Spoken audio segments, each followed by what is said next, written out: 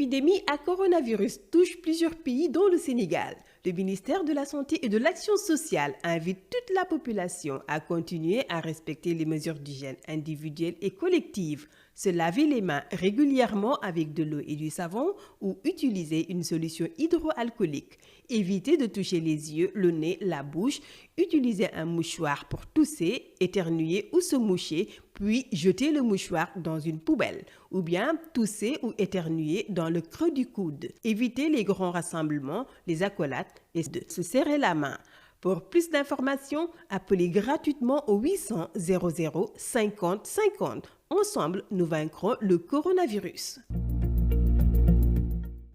asalaamaaleykum mbokk yi ñuy suivre saa su nekk ci Lutte TV ñoo ngi leen di nuyu bu baax a baax di leen jaajëfal tey mardi 2 juin 2020 ñu indiwaatal leen seen xibaaru revue de presse ma ci ànd ak Lamine borom Lutte TV Lamine ziar naa la. delloo ziar Amina comme ni nga ko waxee tey mardi 2 juin 2020 ñu ñëwaat ak yéen ci yéenekaay di ci ànd ak waa Vice FM ci Gambie Mbirkilaan FM ci Saloum ndax ni ñuy tegee revue de presse bi ci Lutte TV ñoom noonu lañ koy tegee ci seeni rajo chaque jour seen auditeur di ko déglu ñu ngi leen nuyu bu baax di nuyu waa Gambie di ci nuyu suñu père Edi Dione.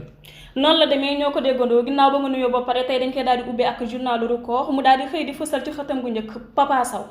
Papa Sow nga xëy fësal moom mi nga xamante ni dafa nekkoon écurie Fass ginnaaw bu mu duggee ci làmb ak léegi yàlla dogal ànd dagan na tàqali ko dagan na bu mu fa jógee nag moom Papa Sow moo tax journal tey xëy mu xëy sampaat ak moom laaj waaye laaj na ko ci écurie Fass waaye dafa mel Papa Sow sawarul ci wax instant bi ci waxu écurie Fass. sawarul ci waxu écurie Fass parce que nee na am na yeneen yitte yoo xamante ni moom moo ko gën a soxal rawatina combat ak Siteu bi nga xamante ni dañ koo poussé waat mu financé ci alal ju takku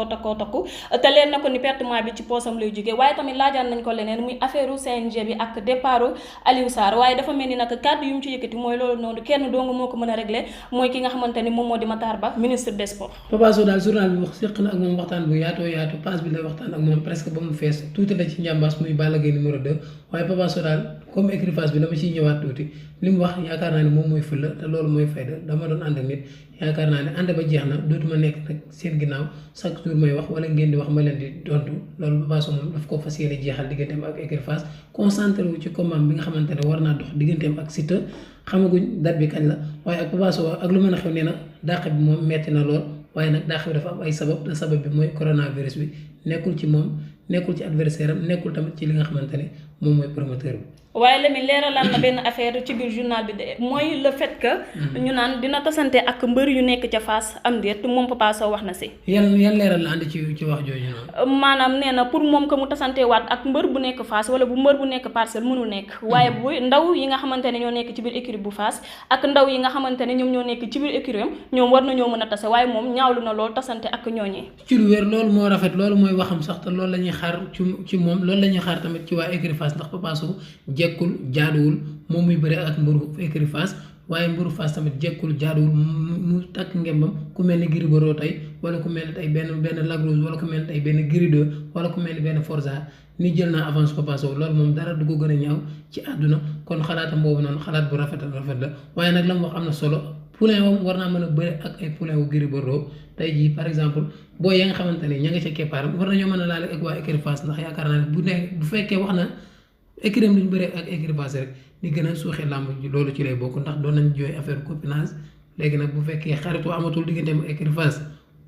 jaar moo fa amoon ñu ne samay poulain ak poulain écurie Fass duñ bëree dana gën a ñàkk ay adversaire wala boog ay poulain danañ gën a ñàkk ay adversaire nay rafet rek ndax ñun ñëpp benn lañu bu ko defee rek ñu daal di jàll ak yéen ci journalu suñu làmb mu xëy di fësal ñeenti naanaan yoo xamante ni jaar nañ ci làmb ji mu nekk Yékini Tyson Baboy ak Tapha Gueye Lamine. Yékini Tyson Baboy ak ki nga xamante ne moom mooy Tapha Gueye ku ci nekk dafa am loo xamante ne jot nga koo def ci làmb ba nga ñëwee ci làmb yaakaar naa ne ku ci nekk ba ngay toll ci say digg ndënd am na loo xamante ne loolu la amateur yi doon toppee moo tax journal tey keroog ni mu fësalee Balla Diouf fësal ki nga xamante ne moom mooy Boy Sey fësal Zos fësal tamit ki nga xamante ne mooy Bathie Seras ni arrêt bi moom ñàkk na ay bat booyam dafa mel nag karaag yi tey champion yu mag a mag yi ñoom la xëy andilaat di wan ni tamit làmb ñàkk na 4 personnes yooyu noonu ku ci jiitu lan la wax ci moom di Yaxya Jóob Yékini. Yaxya Jóob Yékini mi nga xamante ni moom moo jiitu ci liste bi moom nag dañoo jël rek retraite am bi nekk loo xamante ne dañ koo anticiper ginnaaw ba mu toogee 15 ans ci trône bi amul kenn koo xamante ni rek cokkaas nga ko ba daaneel ko ci suuf ginnaaw ki nga xamante ni moo di Balla Gaye 2 ba mu ko daaneelee ci la décidé ni moom bàyyi na làmb te dootu ci ñëwati mu nekk retraite boo xamante ni da koo anticiper moom Yaxya Jóob Yékini. daf koo anticiper ndax boo xool dafa daanu 2012 digganteem ak ki nga xamante ni mooy Balla Gaye numéro 2 toog 4 ans yoo xamante ni bëriwul bi mu daanoo ci Balla Gaye numéro 2 moom daawul def année blanche mais dafa daanu rek toog 4 ans bëriwul mu ñëwaat 2016 le 24 juillet tase ak ki nga xamante ne mooy Lac de Guiers numéro 2 Lac de Guiers numéro 2 daan ko mu xam ne nag doole jaa ngi fi doole ji mi ngi fi waaye xam-xam bi moo ngi fi gàllaaj gi moo ngi fi waaye nag doole ji moo fi nekkatul mu daal di bàyyi daw ca ba ngay ami tànk noonu la ko olof di waxee. daw ca ba ngay ami tànk moo gën a wóor sax waaye bu ko defee journal bi fësalaat na ki nga xamante ni moo di Mohamed Ndao Tyson kenn dootu leen ko présenté ñu koy woowee le révolutionnaire des kase moom mi nga xamante ni moom moo daan laal kase yi gën a takku ci biir làmb ji doon am combat yoo xamante ni ñu amateur yëpp ko daan na béggee mu nekk nit boo xamante ni retraité na ñaari yoon ci làmb benn bi daf koo geddoon waaye mu jëlaat avance daal di ñëwaat combat boobee dafa mel da koo pertoon la mi moom Tyson comme ni ko journal bi waxee rek yokku mu ñëw yokku kase yi ba mu toll foo xamante ni yaakaar naa ne ñu jàpp wala boog li ñu wax ci ministère des sports noonu lañ koy waxee lañ ñu fa wax mooy Tyson mooy mbër bi nga xamante ni ba instant bi ñuy wax mooy mbër bi gën a seer maanaam li mu fayeeku ci làmb amul benn mbër boo xamante ne fayeekoogun nga ko ci maanaam retour bi ngay wax 2010 nekkoon digganteem ak ki nga xamante ni moom mooy Yékini li ko may nag fulla ci la bokk te ab tànkam ci la bokk xam li ngay wax tamit ci la bokk ndax yaakaar naa ni boo xamee li ngay wax doo jum lu bari moom Tyson comme ni nga ko waxee bàyyi woon na 2007 maanaam gannaaw bu mu saaxee digganteem ak Bombardier le 7 janvier 2007 ñu aj ko 3 ans mu ni bàyyi na bëre Gaston fexe ba mu def retouram 2010 mu tëggoon ko moom ak Yékini moom Tyson moom journal bi jàpp nañ daal instant bi bokk na ci ñi nga xamante ne ñoo yëgal kaysa yi ba ca kaw a kaw waaye yemul foofu ñetteelu naanaam bi nga xamante ni journal bi fësal na ko mu nekk Tafa Gueye nekkoon Tigre de Fass ci yan anam la retraité ci làmb. Tafa Gueye tamit ci ay défaite la retraité waaye nag man du ma ko jàppee sax mooy ñetteelu naanaan ba bokk na ci ñi nga xamante ne man bu ma doon wax tey mbër bi dàq bëri ci làmb dama naan Tafa Gueye la ndax Tafa Gueye daane na fi mbër nu ne man gis naa jàpp naa ne tey bu ma doon wax ñeenti ñi ku ci dàq bëri sax damay wax Tafa Gueye la côté xam-xam waxuma nag côté doole parce que booy xool presque ñoom ñi ñëpp ñoo ko ëppoon doole bu Baboy la ci xawoon a tollal doole mais Yékini moo ko sut ëpp ko Tyson moo ko sut ëpp ko moo tax ku ci nekk rek ba ngay bëri ak moom dafa am ay jafe-jafe ci yow bi mu bëri ak Baboy maanaam baat ak tontu la arbitre défensif la rek mu cookaas ko Baboy taw di ko topp mu dóor ko mbootu deuxième pied Baboy daanu ci suuf deuxième combat ba mu jël sotti ndax waa Fass ñëw def seeni pexe waaye nag technicien la ndaanaan la moo tax journal bi tey xëy fàttaliku ko moom Boy Town boobu nag ñi lim bàyyi bëre ñaari défaite Balla Gaye ak Lac de Guiers numéro 2 ñoo ko génnee ci làmb ji comme niñ génnee Yékini ci làmb ji. tudd nga turu ki ci topp mu di Baboy ci yan anam la génnee ci làmb Lamine. ci ndam lu rëy la génnee ci làmb moom tamit boo gis ñeenti ñi ñëpp wala nu ñu koy tubaab di waxee règle boo gis am na exception moom mooy exception règle bi ndax ñii ñëpp ci ay défaite lañ bàyyee waaye moom ci victoire bu rëy la bàyyee digganteem ak ki nga xamante ne moom mooy Baye Mandione boobu sax bokk na ci loolu sax bokk na ci li tax mbëri di wax 45 ans yi dañ ko war a yokk ndax boobu indi na forme physique bu doy waar ñëw daan ko avec la manière sëriñtuwu ko gàllaaju ko doo ko bëriloo daan ko moo tax Baboy moom génn na ci porte bu mag a mag digganteem ak ki nga xamante ne moom mooy Baye Mandione mbëroo di Pikine boobu noonu. wax nga lu am solo mooy 45 ans dañ ko war a yokk gis naa ni jamono ji mbër yu bari commentaire nañ ci parce que nee nañu bu ñu bàyyi loowee mbër bëree fii nii ci Sénégal day dem ci beneen dëkk daal di fay nekk champion ci beneen sport boo xamante ni du suñu sport donc ñu bàyyi ko mu pratiquer ba keroog muy sentiral boppam bàyyi bëre mu daal di bàyyi. loolu mbëri bari instant bi ñu ngi ciy wax mais sportif yu bari ñoo ngi ciy wax mais tamit ay médecins ñoo ngi ciy wax man médecins yi contraire bi mbëri di waxee ñoom noonu la ñuy waxee tey jii benn médecin gis naa record dalal ko mu ne mënul nekk wala ay risques yu rëy moo ngi ci sport de combat ngay dem ba 45 ans loolu dafa metti MMA bi nag moo gën a metti bëri fuuf mais gars yi moom yaakaar naa ne foofu amul âge de retraite ku mel ni coach Diabone jël naa ko nee na amul benn sport boo xamante ne dañ naan la âge bi boo ci eggee da ngay bàyyi bëri waaye lu mën a xew daal CNG moom ka ko jiite ab docteur la nee na ku am 45 ans moom sa licence moom dana ko nangu nga xooli leneen loo def nga jaay wala nga dem dëkk ba bay. ba tey ci biir yéen a kaay suñu làmb yi xëy na di fësal benn naanaan boo xamante ni nag kenn dootu ko présenté mooy nit ki nga xamante ni moom moo njëkk daan Lac de Guiers 2 ki nga xamante ni moom moo daan ñaari yoon Balla Gaye 2 ki nga xamante ni moom moo nekk roi des arènes jëlee trône bi ci B52 kooku mooy kan Lamine. kooku mooy Eumeu Sène moo daan Balla Gaye numéro 2 deux fois moo daan ki nga xamante ne moom mooy Lac de Guiers numéro 2 moo ko njëkk a jox li nga xamante ne moom mooy defetam ba pare nag man revanche loolu doon nañ ko tuddee mbër mi nga xamante ne moo gën a mën revanche mosul perte revanche ginnaaw bu mu mayee Modou Lo revanche ba ñàkk ko moom Eumeu Sène moom la journal bi xëy fësal ma nga samp ab tànkam nag yaakaar naa ne di am lu muy ñaan ci ak sengoram di ko waaj a fas lii nag combat ak Modou Lo la ñu xaar ba xam bu arbitre sifflé fan la combat bi di mujj. fan la combat bi mujjee comme ni nga ko gisee rek nee nañu kii nii di Eumeu Sène nekkoon fi roi des arènes yàggul dara te Modou Lo jël ko ci 2019 bi dugg na à jamais ci li nga xamante ni moom moo di histoire lutte sénégalaise maanaam jamono ji dina bokk ci fi nga xamante ni fa la ñuy affiché ñoom Tyson dina bokk fi nga xamante ni fa la ñuy affiché ñoom Yékini ak ñeneen ak ñeneen ndax jaar-jaar yi nga xamante ni am na ko fi ci làmb. VIP yëpp la daan gannaaw ba Modou Lo moo ko ci ak Yékini mi nga xamante ni jotul bëri ak moom waaye lu ko weesu daal kuy VIP rek Eumeu Sène am naa ak yow tàkkusaan boo xamante ni keroog war na la ne golo ci ndigg lañ koy yeewu waaye nag ak lu mën a xew daal Modou Lo moom moo ko tëggoon waaye nag ak lu mën a xew moom Eumeu Sène moom dugg na ci histoire ndax jaar-jaar yi nga xamante ne def na ko palmarès bi combat yi bariwul waaye nag palmarès bi dafa riis ndax mbëri booy wax tey VIP boo xamante ne bëri na ak mbëri ak booy wax mbëri boo xamante ne bëri na ak VIP yëpp moom ngay wax moom Eumeu Sène moo tax journal bi jàpp na ne dugg na ci histoire.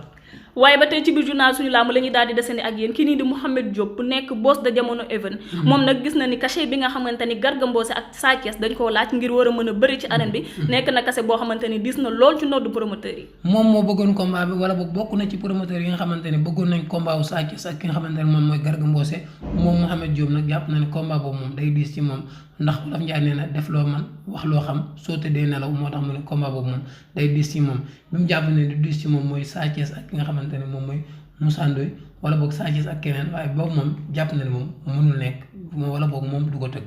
kase yooyu dafa diis gann ci ñoom ba tax na nag promoteur yu bari ñooñu commencé di ko kaas naan comme que sponsor yi nekkatu fi jamono ji mbëri ñoo ci war a mën a jàpp pour que lamb mën a dem kanam waaye bu fekkante ne dañuy jël ay cachet yu seer di ko tekk ci ndoddu mbëri rek donc dina jafe trop waaye Bouka Ndour mu Lutte TV Bouka Ndour sa frère Bouka Ndour sa xarit Bouka Ndour sa lépp jël na fan sa clubam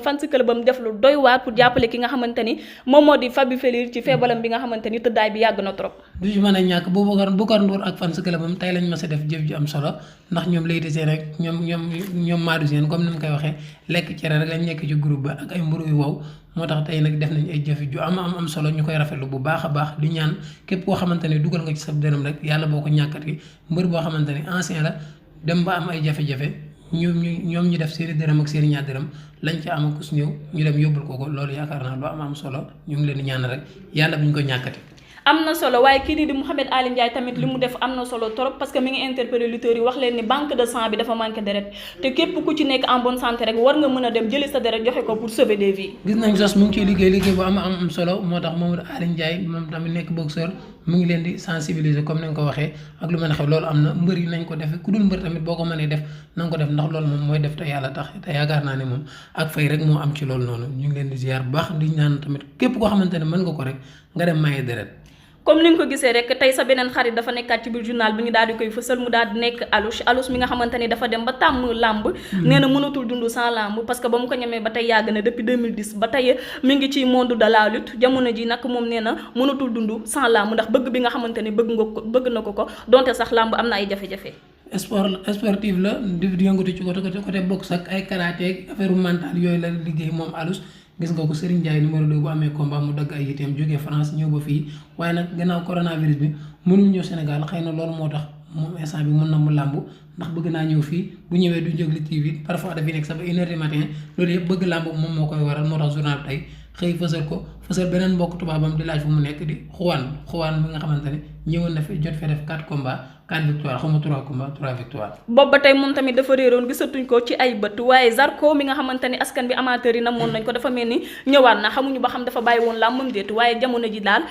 ni ko tubaab di waxee rek refait surface ñëwaat na xamuñu ba xam dina am combat am déet. Zarko man maa ko dalaloon keroog ci live Instagram bi moo tax journal bi tey li ñu wax ni moom tamit Zarko defaat na benn sortie wax na nag pare na pour bëre képp koo xamante ne jox nañ ko dina bëre waaye nag nee na combat bi nga xamante ne moom la bëgg daal mooy digganteem ak Siteu ndax neen daf ko daan arbitre di sàcc combat boobu moo tax dina ñëwaat te Siteu lay bëre. waaye kii nii di Garga Mbossé takku na ba mel ni naanaa di waajal combat ak ki nga xamante ni moo di Sa Thiès.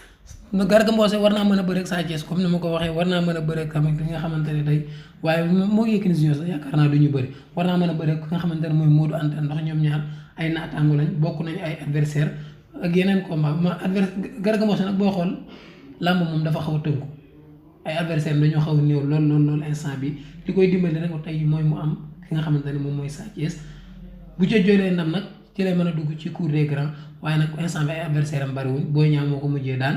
bu ko Boy Niang daanee mu toog lu yàgg bëriwul ci la jëlee Moussa Ndoye daan ko ñu bari jàpp ne moo Sa Thiès moom mooy combat bi waaye ak lu mën a xam daal moom pare na demoon na fi États-Unis def fa presque 6 mois ñibbi si amul combat ba mu ñëwee nag nee na Lac de Guiers la soxla woon waaye loolu moom mujjul sotti affaire waaye dafa mel ni tey journalu suñu làmb loolu lañ leen indiloon ku nuyoo ku nekk di nga tàggoo te lu neex lu doy ñu leen di jaajëfal yéen ñëpp di leen jox dig daje ba suba incha allah Lamine micro bangook maa ngi nuyu ñuy suivre luttetv.com di nuyu waa groupe Lutte TV ñoom tuuti ay Sarr Omzo bu Garga sa mbër maa ngi noonu di nuyu Serigne Diour di nuyu ñëpp di bëgg ñëpp di jox ñëpp rendez-vous suba incha allahu rabbi. L'épidémie à coronavirus touche plusieurs pays dont le Sénégal. Le ministère de la Santé et de l'Action sociale invite toute la population à continuer à respecter les mesures d'hygiène individuelles et collectives, se laver les mains régulièrement avec de l'eau et du savon ou utiliser une solution hydroalcoolique. Éviter de toucher les yeux, le nez, la bouche, utiliser un mouchoir pour tousser, éternuer ou se moucher, puis jeter le mouchoir dans une poubelle, ou bien tousser ou éternuer dans le creux du coude. Éviter les grands rassemblements, les accolades et de se serrer la main. Pour plus d'informations, appelez gratuitement au 800 00 50 50. Ensemble, nous vaincrons le coronavirus.